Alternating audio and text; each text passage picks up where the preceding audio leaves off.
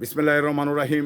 আজকে কিন্তু জুম্মাবার, পবিত্র জুমার নামাজ, মানে এই তো কিছুক্ষণ পরেই আজান দিবে, প্রায় 11টা বাজছে। তো সে জায়গা থেকে আমরা এই জুম্মার নামাজটা কে কতজন আদায় করতে পারছি, এবং এই যে 5 ওয়াক্ত যে নামাজটা রয়েছে, নামাজ কিন্তু বেহেশতের চাবি, তো সেগুলো আমরা কতজন মানুষ মানে আদায় করতে পারছি, এটা একটি মুখ্য বিষয়। তো এই জায়গা থেকে আমাদের কিন্তু এই নামাজ এবং হজ এবং জাকাত, এগুলো মানে যা সমর্থের পরে কিছু কিছু মানে পয়েন্ট রয়েছে, যেমন হজ আপনার সামর্থ্য থাকলেই দিতে হবে, জাকাত আপনার সামর্থ্য থাকলেই দিতে হবে। তো এই জায়গা থেকে আমরা মানে আমাদের জন্য, নিচের মানুষদের জন্য শুধুমাত্র নামাজটাকে বাধ্যতামূলক করেছেন।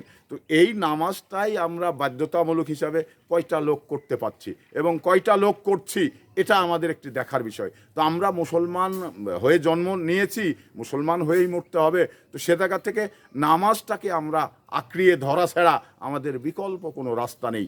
যে যেটাই বলেন, কিন্তু নামাজ বেহেশতের চাবি। নামাজ আপনি পড়বেন না, বেহেশতের দরজা খুলবে না।